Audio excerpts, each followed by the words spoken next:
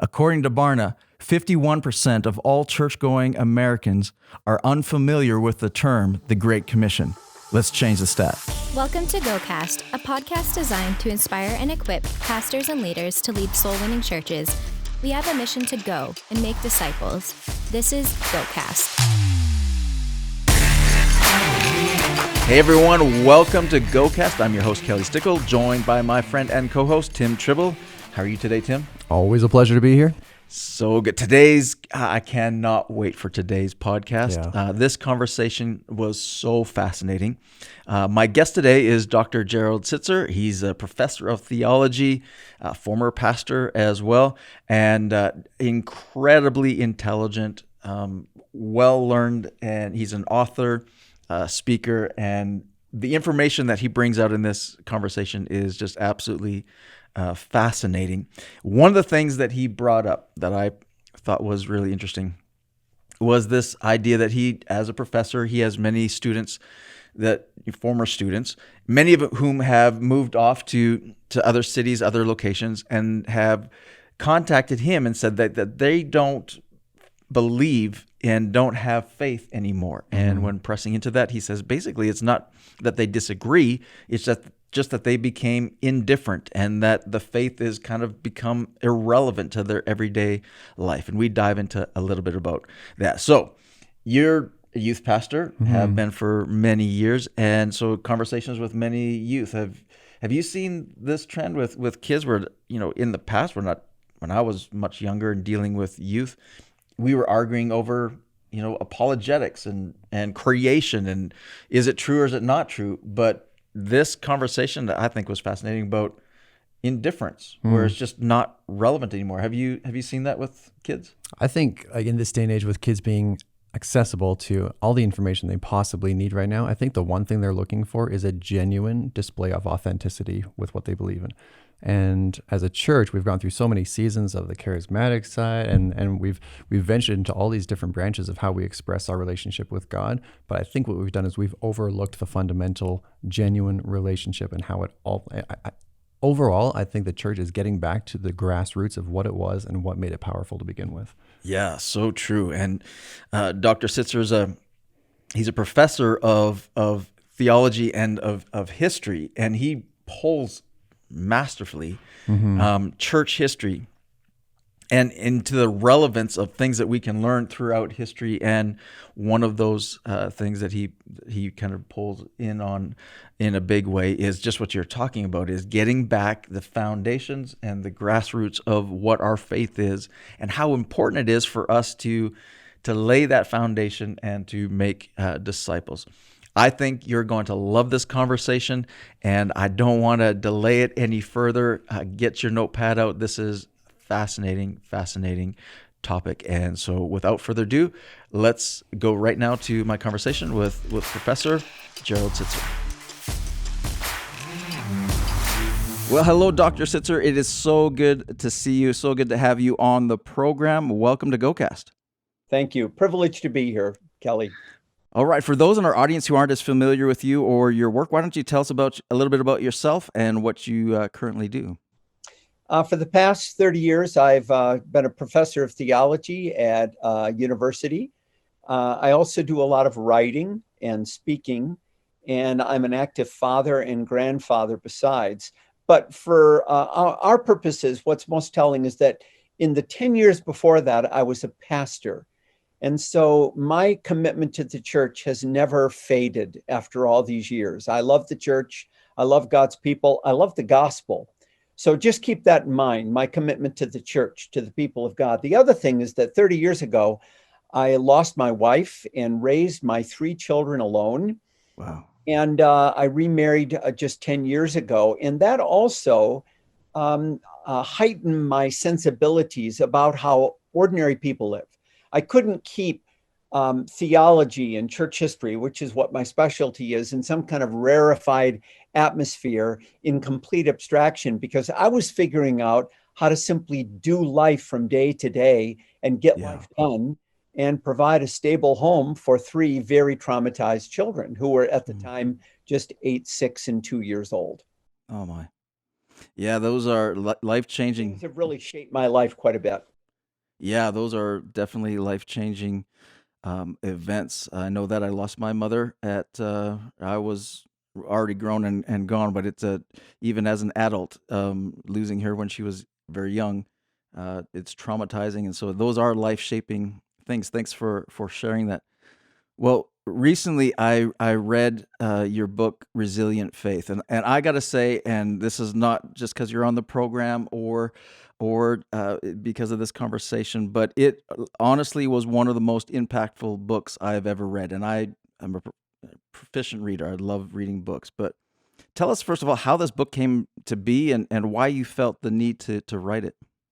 Well, I went to seminary in the 1970s and got my PhD in the 1980s. And especially in the 70s, my seminary education was what I would call a Christendom education. That is, study the history of the church, really from the perspective of insiders. So we studied a lot of family arguments, especially in the focus on the Reformation and the rise of evangelicalism in the 18th century. It was Right. Since then, I've done a lot of reading that makes me much more sensitive to the church that is not in a Christendom environment, where most of the disagreements are about family matters. In other words, modes of baptism, or how you understand the providence of God, or the role of the Holy Spirit. I mean, if you had gone to the Reformation in the 16th century and you could revisit that time and interview 100 people you met living in Europe, every single one of them said they were Christian. They would have said they were Christian. Right. They might have been Lutheran Christians or Catholic Christians or Anglican or Anabaptist or Reformed, but they all would have been Christian. They would have just said that Christian group over there, they're wrong and Right. we're right. So they were all family arguments. Even in the evangelical movement, they would have said of other Christians, well, they haven't had a genuine conversion. You've got to join our group to become a real, genuine Christian, even though those other groups looked Christian and spoke Christian and worshiped every Sunday and so on. So as I've gone along in my study and as I've become much more sensitive to larger cultural forces today, it's made me more aware of movements within Christianity that were rooted in a very different cultural environment than was the case in Western society for well over 1,000 years. Yeah. But becoming more the case in our society today. You certainly know this in Canada, and we in the United States who live on the East Coast and the West Coast know that too, because these locations are becoming increasingly secular. So I became interested in how the church functioned and prospered when it was not enjoying a Christendom kind of security. Wow, that's powerful. We're going to pull on that Christendom in a moment, but there's a portion in the book, and this is in the first chapter, and so it grabbed me right away. But I'm going to read it for our audience. But you said in the book that I hear from former students, a few years after graduating from the university at which I teach, they tell me they're no longer Christian, which is always disheartening to hear, but it is the reason behind it that I find especially disturbing. I can't for the life of me think of one good reason, this is what the students say, to believe in Christianity anymore, or even God. It has become entirely irrelevant to my life. And you go on to say in the book that they don't reject faith as if won over to unbelief through, reasoned argument. They simply and slowly drift away. Indifference and even intellectual laziness plays a bigger role than argument through millennials, though millennials still exhibit concern for the common good of society, as evidenced by the number of hours they devote to volunteerism. Man, wow. I can hear pastors, parents agreeing with you as they listening to that, because we've all witnessed the very thing. So, man, so what do we do about it? What should we do about this predominant problem? We've had atheism in Western culture for centuries. It has always been a fashion, after a manner of speaking, but a very small minority of people. The vast majority of people would have self-identified as Christian. And you usually got exposed to atheism by going to a university and meeting somebody or in the 19th and 20th century, reading a popular atheist like Karl Marx or Charles Darwin or Sigmund Freud or somebody like that.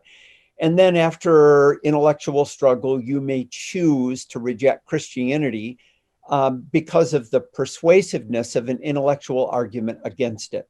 Right. I see less of that today, Kelly. It's more the case that a student will graduate from Whitworth, they'll move to San Francisco or Portland or someplace like that. And you talk to them 5 years later, no, I don't believe anymore, they say. And you say, why? I don't know. I just stopped believing. It doesn't seem relevant to me anymore. And what happens is they start breathing a secular air. It's not as if they're reading Bertrand Russell. They're simply breathing a secular air. And they think they can do just fine, thank you, without the existence of God in their lives. They marry when they're 29 years old and they have a reasonably successful marriage and they have 2 kids and they're working at, I don't know, Microsoft or Google or something like that. And they volunteer, they look like they're decent people, and they think to themselves, why do I need God at all? There's a kind of cultural plausibility that's begun to pervade in Western culture that simply assumes we don't need God anymore. And that, to my mind, poses a much bigger challenge than the old-fashioned argument that atheists would present. That is so true. Requires a different approach to evangelism that one was the case. You know, it's kind of interesting with this whole Ravi Zacharias scandal that's been sweeping us off our feet in the last couple of months. You know, this very famous apologist that post-mortem has been exposed for his terrible immorality and infidelities and so on. And there are a number of people that are saying, maybe this is forcing us to realize that form of apologetics is simply not as relevant or useful as it used to be. These interesting high-profile people who appear before crowds and make an intellectual argument for Christianity. The students I know these days are more interested in authenticity. They're more interested in a compelling story. They're more interested in the psychological kind of impact of Christianity because they deal so much with, say, anxiety and depression and that sort of thing. So maybe we're just being forced to take a long, slow turn to think differently about how to be effective evangelists and witnesses in a culture that's changing. That is so, I mean, it's very evident, and I think that's so true. So what would you recommend to us pastors? How do we change our approach to evangelism? Like, what would you recommend we do to reach these people that are just simply disinterested? Well, the natural inclination for us is to assume that believing is always the first step toward Christianity. But I see believing, belonging, and behaving as a seamless whole. It was the case in early Christianity that people would often start to behave like Christians before they became Christians. Ooh, that's good. Yeah. In a Christian community, they'd start to visit prisons with them or whatever, and they would gradually be drawn into a Christian lifestyle. And then they'd fill in the spaces by understanding what the nature of the gospel is. You know, I mentioned the power of authenticity today. Well, authenticity is something that people need to see. They need to see how you live your life, Kelly. Yeah. How I function as a father and a grandfather and a husband and that sort of thing, how I live in a community, how neighborly I am and this sort of thing. That becomes a door, the kind of story I'm living out, that becomes a door of opportunity to evangelize in a way that's more what I would call holistic, not me in front of a crowd of 200 people, but me talking to a neighbor living next door who's curious about my life and how I live my life. So I think it probably means a shift of evangelism with a growing emphasis on community, Christians doing life together and drawing other people into that circle. And also Christians just living like Christians and using that as a form of witness. Now, I'm quick to add, people do need to believe in the gospel. Yeah. There is such a thing as conversion, always has been, always will be. It might be a momentary experience. It may last a lot longer. It might not follow quite the order that we prescribe, but believing is a necessary component, but it's not the only component. That's so good. Our focus on how we do evangelism is probably going to have to shift now, and it has to be more rooted in a way of life that we exhibit to people day in and day out. That's an interesting observation, because I'm talking with a lot of pastors and dealing with, the transitions that have been happening and revelations that they've been getting through this whole COVID season. When a lot of our pulpits got taken away or shut down for a season, churches closed and different things, and suddenly forced out into a different expression of the church. And I don't know that that's necessarily a bad thing. I think God's kind of doing something. I think God's doing something big along the lines of the relationship power that you're talking about. Like, we're having to connect people with people and make that the emphasis rather than, a sermon from a stage. Yeah, I mean, often in the history of Christianity, one of the ways that shifted the way the people of God have thought about community, about evangelism, about discipleship has been partly subject to circumstances out there outside their control. So I'm working on a book on early monasticism and its relevance for today. And I'm going to focus especially on Benedictine monasticism. Benedict died in, let me see, the year 547, I think it was. And he lived right during the fall of the Roman Empire. Most historians say that the worst year in all of world history, believe it or not, was the year 537. Look it up. Honestly, 537. In Iceland, a series of volcanic eruptions were so massive that it created 18 months of darkness around literally the entire world. Wow. Cut off massive famines. It weakened the population. And then another round of the bubonic plague exploded in 540. It's actually called Justinian's plague. And historians estimate 50 million people died during 1 year of that plague. Wow. 50 million after this massive famine. Well, in that period of unbelievable cultural stability around the whole world, but especially the Western world, what emerges is a form of community life that we now call monasticism, which literally carried Western civilization for probably 600 to 800 years. This is what happens. And Christians should be entrepreneurial. What opportunities are presenting themselves to us in circumstances that were not our doing and would not have been our choice? But they're here. Yep.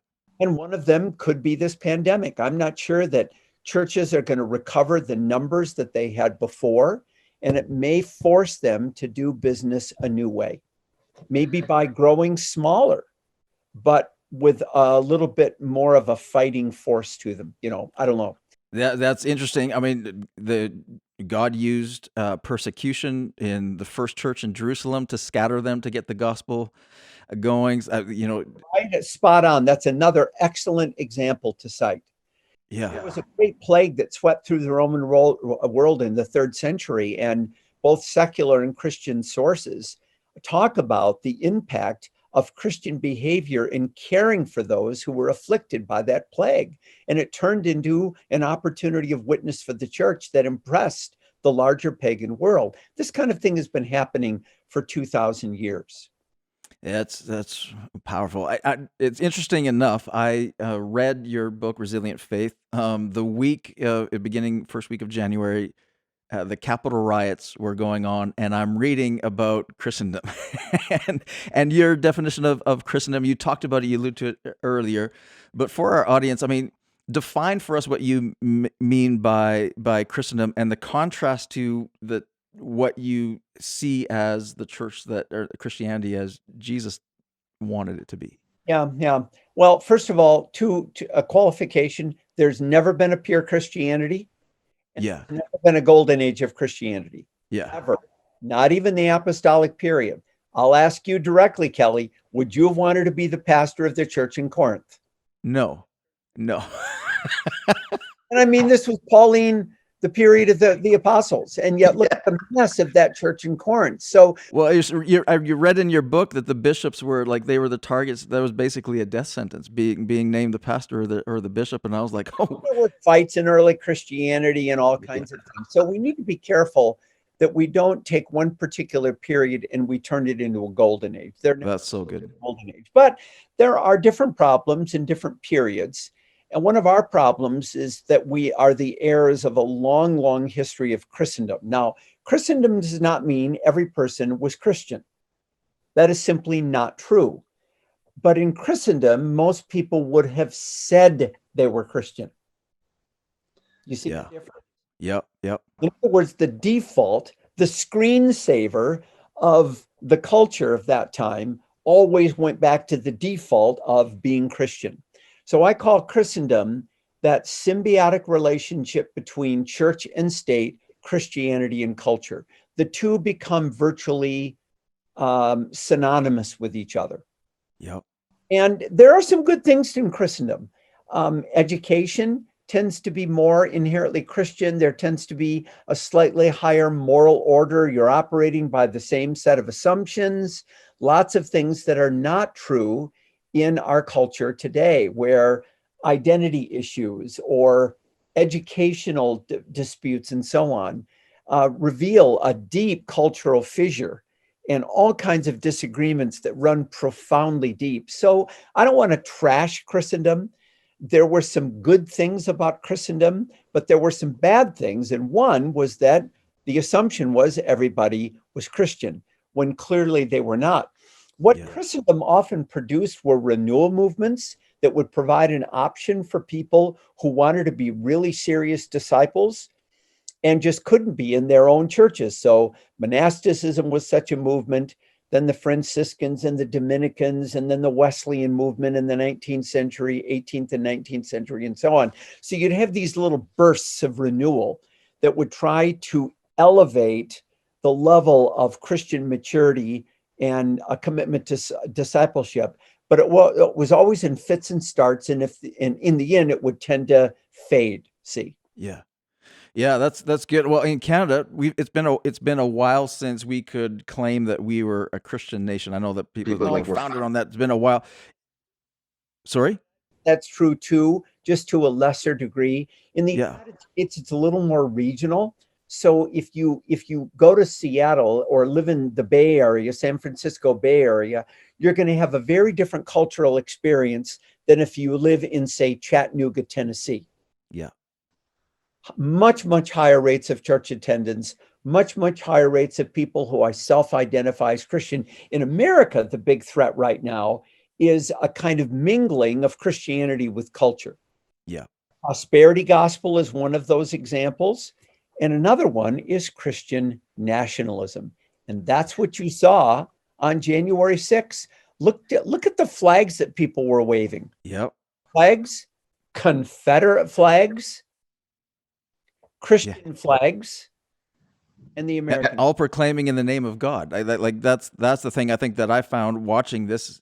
Jesus saves and this kind of thing. That's Christian nationalism, which is considered a heresy.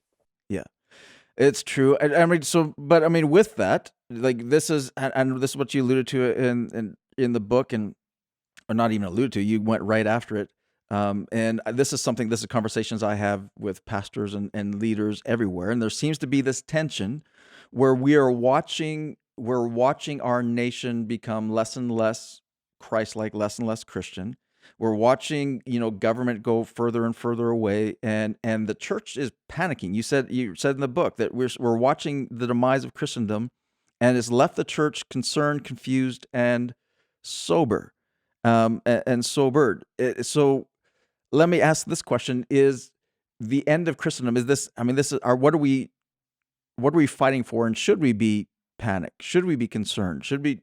Oh, sure. I mean, concerned, yes, even panicked a little bit. I think that's a pretty human response. We realize that we're losing a kind of cultural power, cultural cachet. I mean, for centuries, Kelly, higher education was controlled pretty much by Christians. The vast majority of colleges in the United States in the 18th and 19th century were founded by Christians for explicitly Christian purposes. Yeah. And then beginning in the later 19th century and picking up speed in the 20th century, the vast majority of those colleges secularized. You don't send your kid to a college anymore, unless it's a conservative Christian college, to have them learn about Christianity. You have to kind of prepare them for an environment that might be even hostile to Christianity. Right. Dramatic cultural change that's happened in a relatively short period of time. But I think we need to look at it as an opportunity, not as simply a threat. And That's so good. making good choices. So instead of trying to retrieve a level of cultural power through our fist, we need to look at it as an opportunity to work more under the radar, more grassroots in creating an expression of Christianity that is simply more faithful to the gospel and to the way of Jesus that we find in the gospel narratives. That's so good, guys. You said, More yeah, power than waving flags, yeah, storming the congressional building. That's just awful to see. yeah. And It, just utter iterations like that. yeah, it definitely awful to see. Embarrassing as being a Christian and going, wait a second, don't use the name of my Jesus for that purpose. He wouldn't be there. That's why I wrote this book. Is we have a model before us. Now, it's not a perfect model. Scholars call it, we're looking for some kind of analog that is another historical period that has things to teach us, because there's enough similarity between then and now to make us open and sensitive to some of the things that they did. So think about this, Kelly.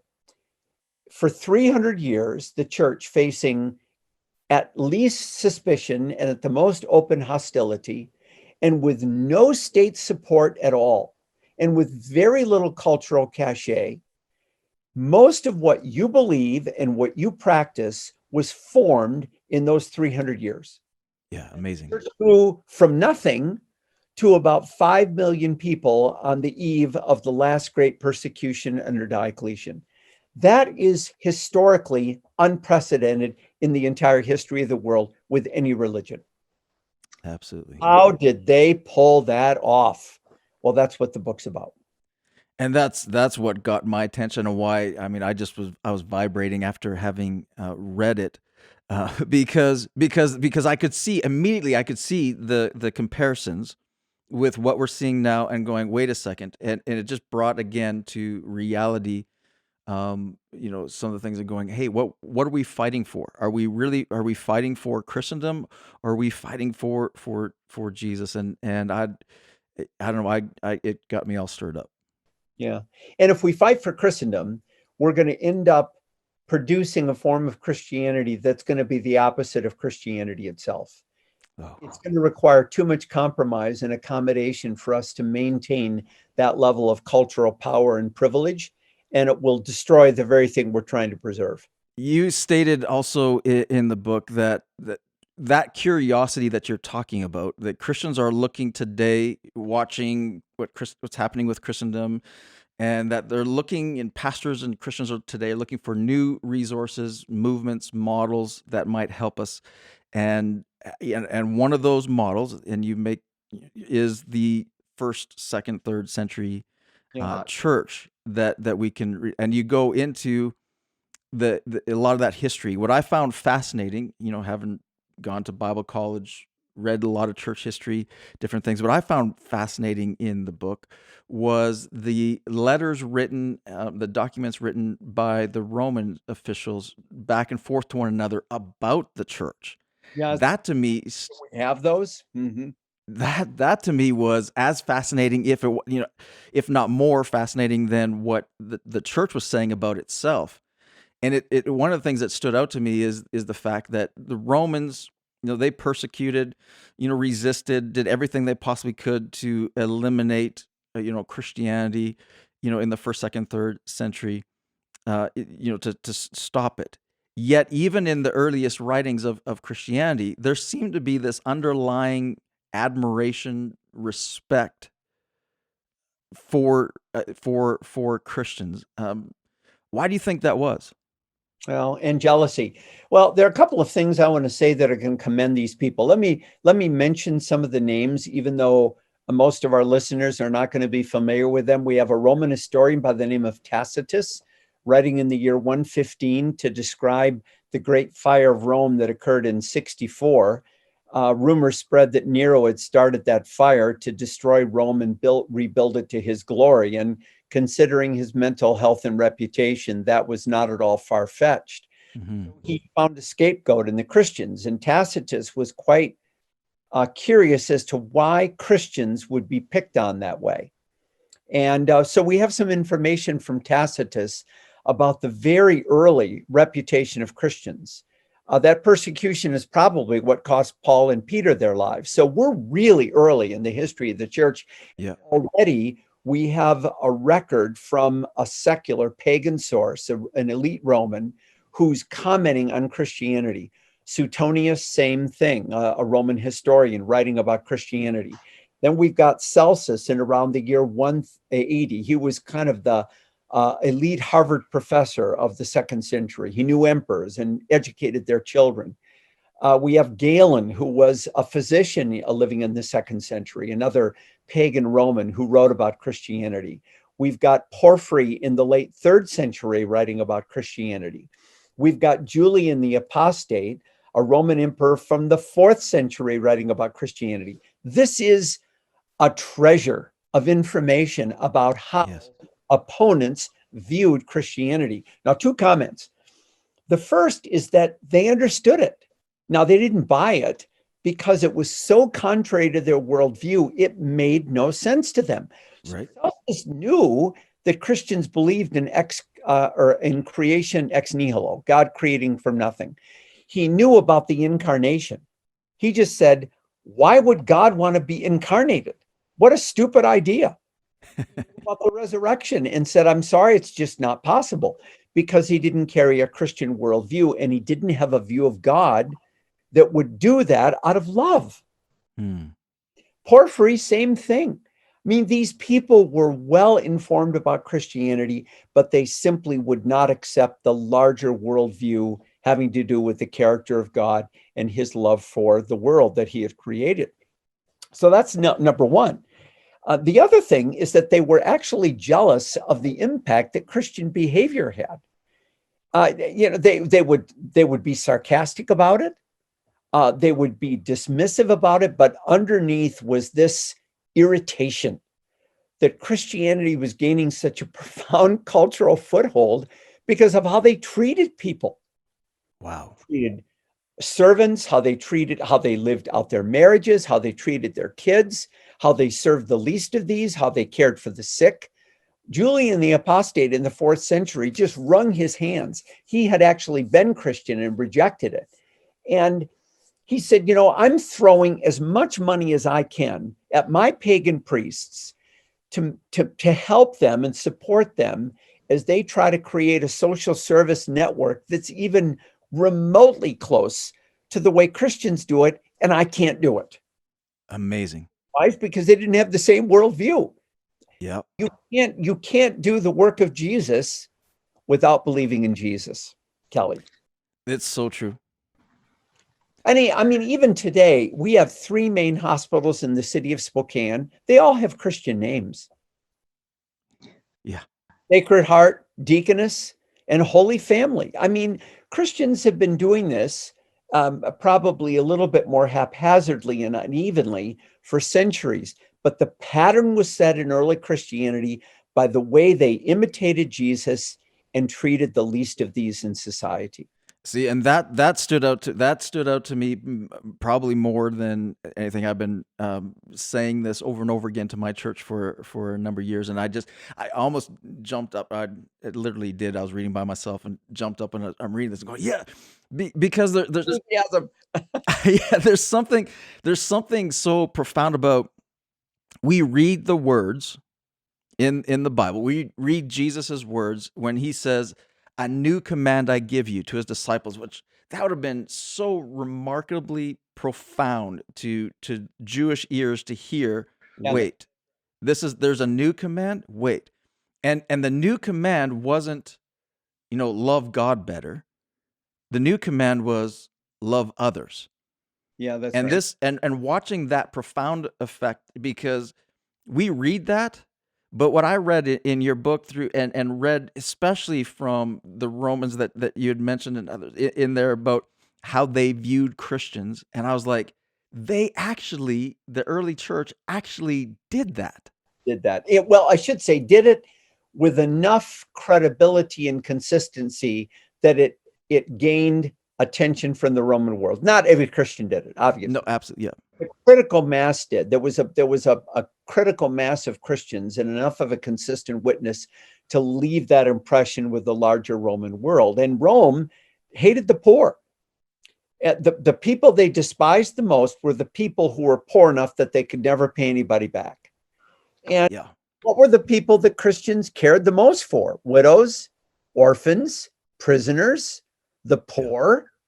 The least of these that Jesus told them to, yeah. That's right. Rome had not seen this before.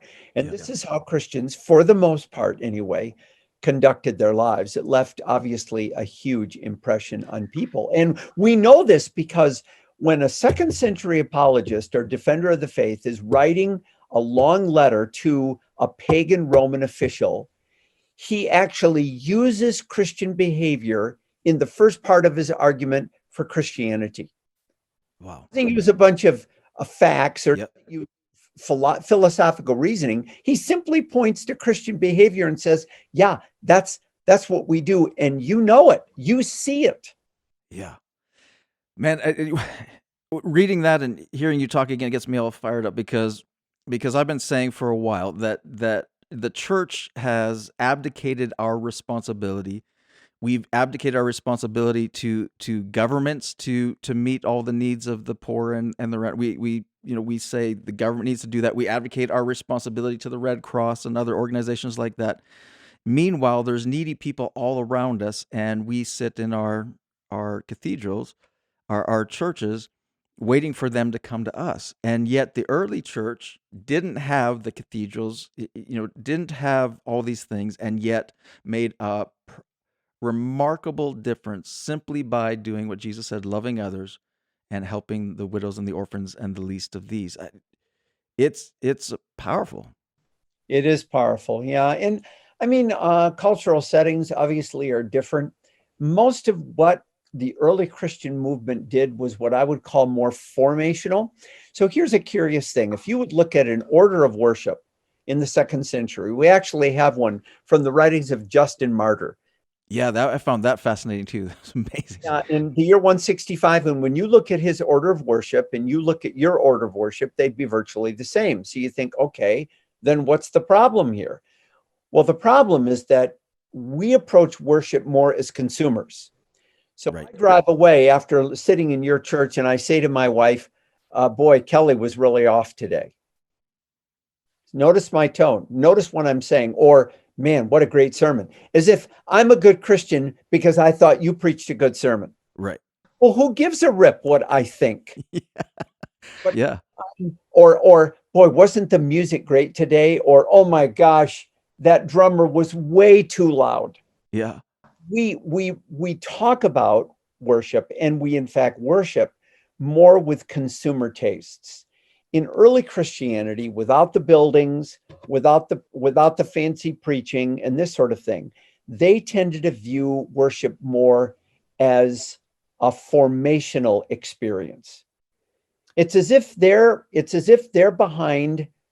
It's as if they're living in Nazi territory.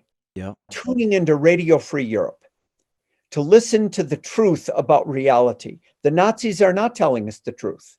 Radio Free Europe is telling us the truth. Right. Nazis are telling us a lie. And so they're gathering together to hear the truth, to create a counterculture that's going to resist the lies of the Nazis. That's what we should be doing in worship. So good. Is stepping into an alternative reality that is kingdom focused. That's not consumer worship. That's formational worship. That's powerful. One of the things that I read that, that 2nd century Justin Martyr's order of service. I read it to our staff. Actually, I got all of our staff your book, and I said, you got to read this. I read it to our staff, that order of service, and I said, look at how amazing this is, how similar that order of service is to what we do, virtually the same. I said with one profound difference.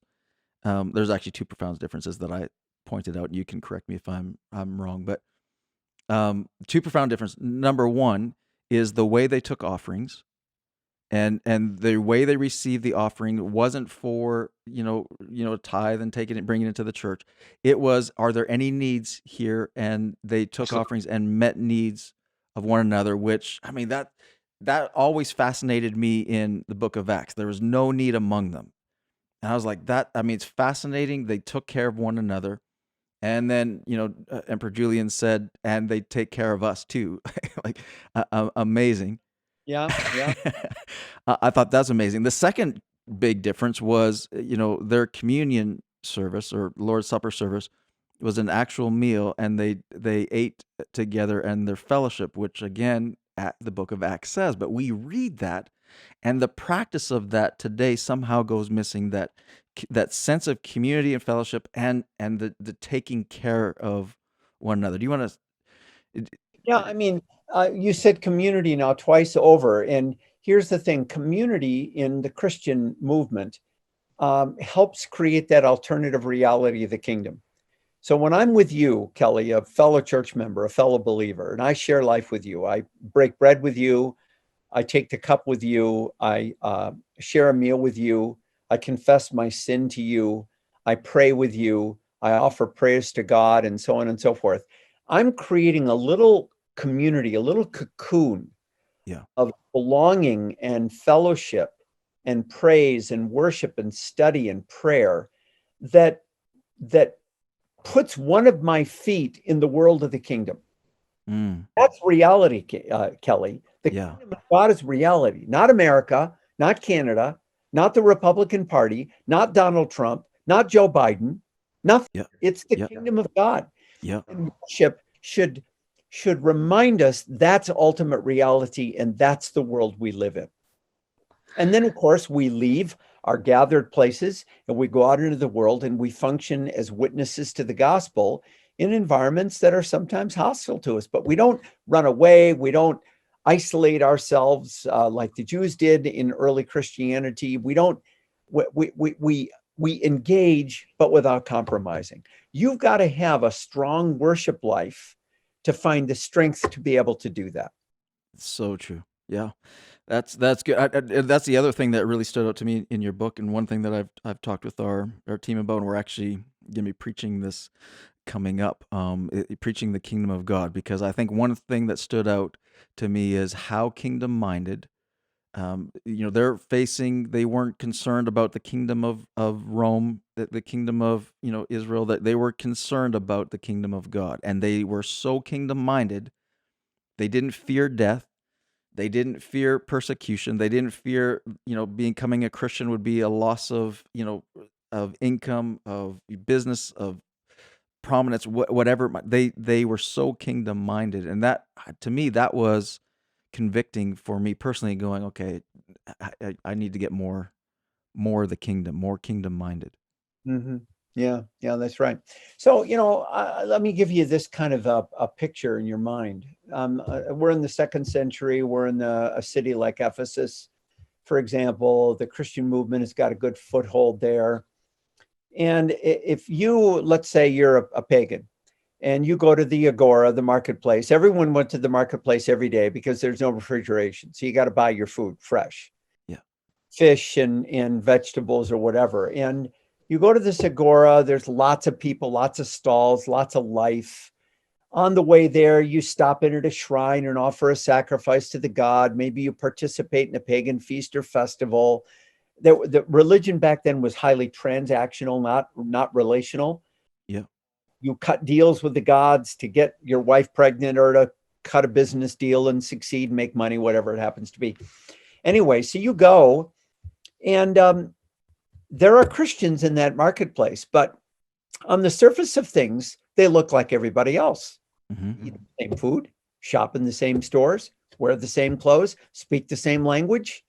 follow at least some of the same cultural customs. But then as you keep shopping, you meet, I don't know, some Christian who's operating a stall selling something. And you notice some things are different. For one thing, he's nice to his wife. Interesting. And he doesn't have a concubine, one wife that he's good to. And you notice he has 3 daughters and he loves them. Most of the time, after you had 1 or 2 daughters, you'd leave the next one out for exposure because sons were so much more highly prized than daughters were, you see. Wow. And well, he doesn't do that. You notice he doesn't have any gods or goddesses. Then you start to realize, I've never seen him in the temple. I've never seen him participate in a pagan feast or sacrifice. You also notice he's friendly to you. He doesn't try to steal from you. He doesn't cheat you. And after a while, you keep going back to his stall out of curiosity. And finally, he says, Kelly, it's good to get to know. Why don't you come to my house for a meal? You go there.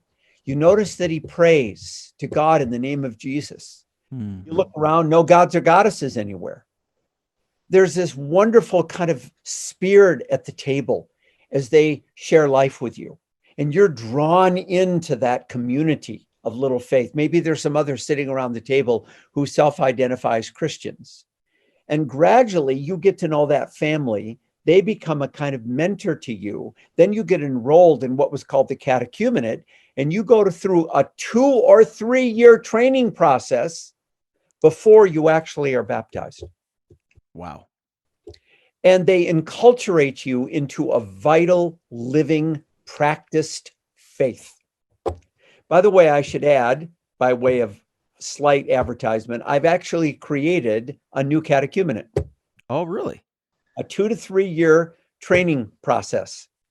Really? Churches are starting to adapt and use. I am very interested. I'm going to get a copy of that for sure. Send me an email, Kelly, and I'll give you some links and explain a little bit more what I'm trying to do. I think in an increasingly post-Christendom environment, more and more we're going to be reaching people who are not like former Presbyterians who dropped out and then came back into the fold. Right. A month-long new members class, they're just fine, thank you.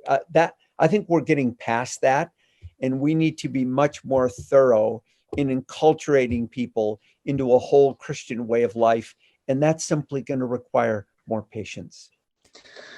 I hate that word, but I agree with you.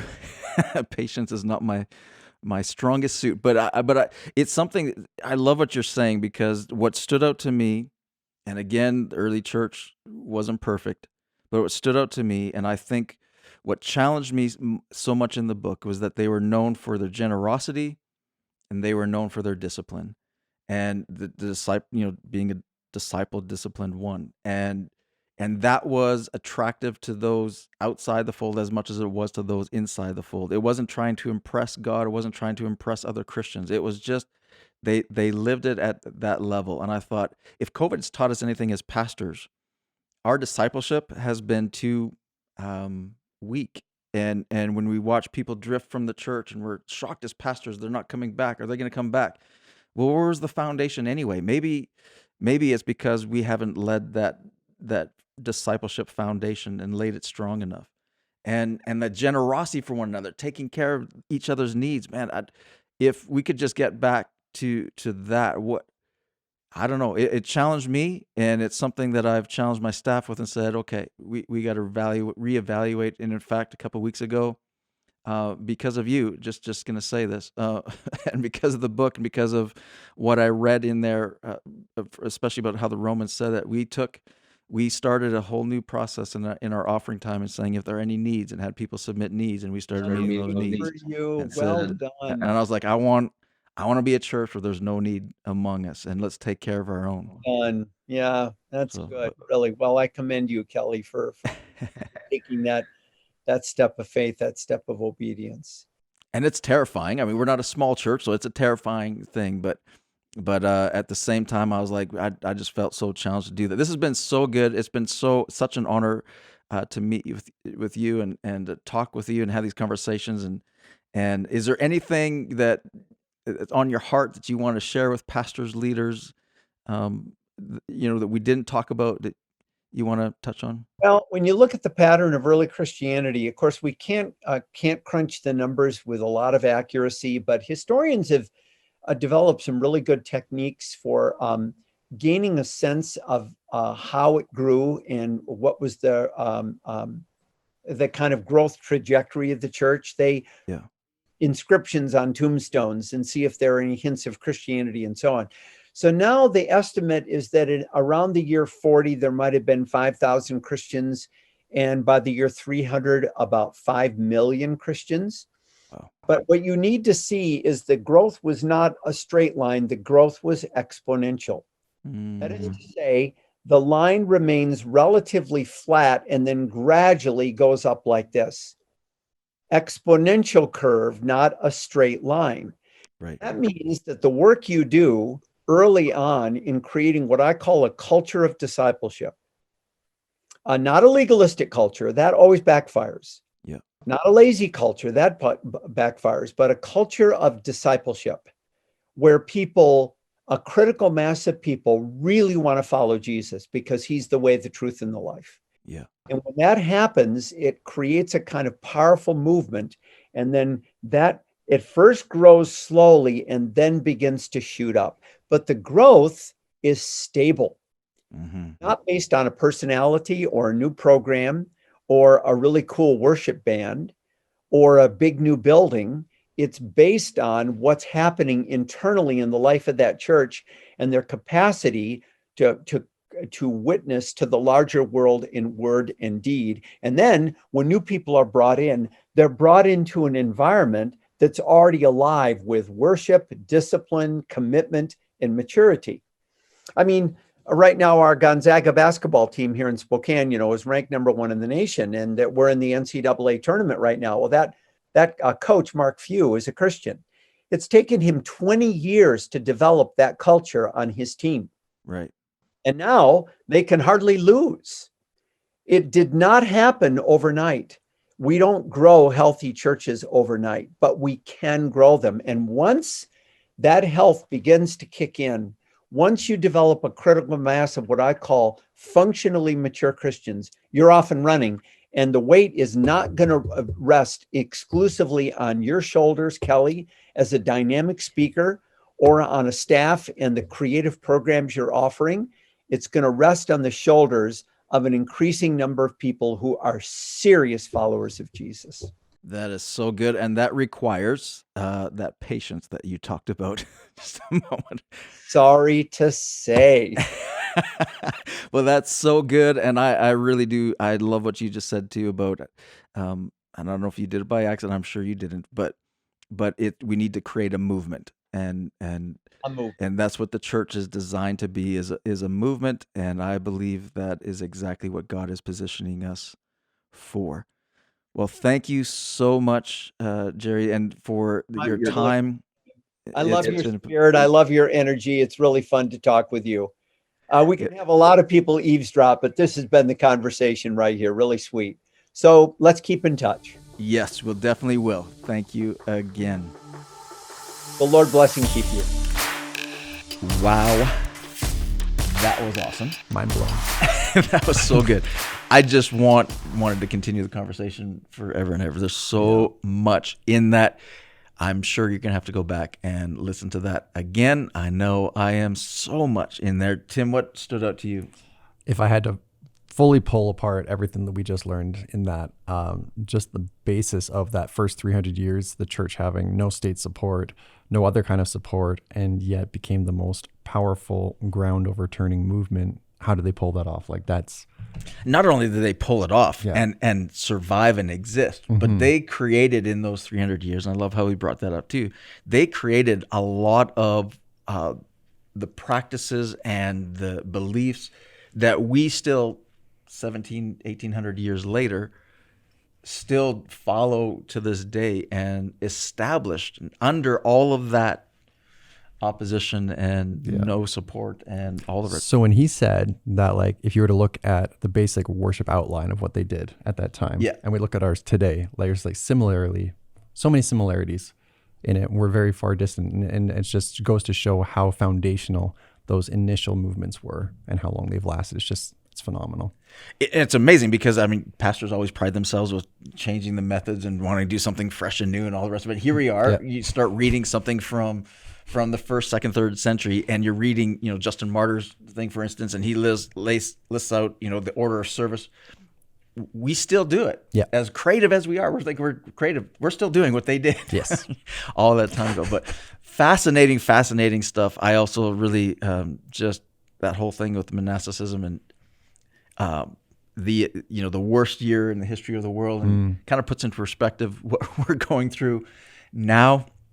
And yet God is up to something, and the excitement and we're seeing that trend in the season on GoCast is every pastor we're talking to is looking to the future and saying the best is yet to come, and it's so excited.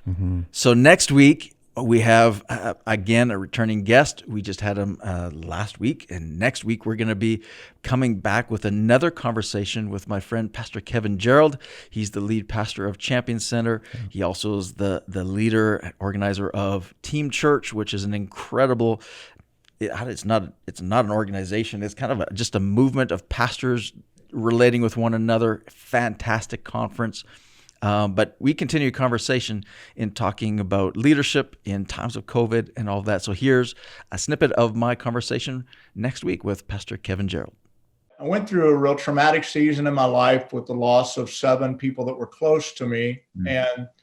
And it really rattled me. And through that, I found my footing in my ability to see good and to look for good intentionally, and to recognize and elevate the power of our own mind. So when I got into this situation that I was in, I was definitely still analytical, but I started looking and listening for signs and indicators that what I'm doing was actually making a difference in a positive way, and that there were people who needed what I was saying and being who I was being. All right, can't wait for that episode. You're not going to want to miss that. Here at GoCast, we really want to have conversation with you. This is not just getting information to you. We really want to converse with you. We're the church. We're in this together. We're all going through this. I had a conversation with a pastor just this week, actually, one of our GoCast listeners who said that this is a season where large church, small church, we're all in the same boat, going through the same thing, and we have lots that we can contribute to one another. So we would love to continue the conversation with you. How do people do that? For sure. You guys can catch us on www.gocast.ca. You can also reach us on all the major platforms for podcasts.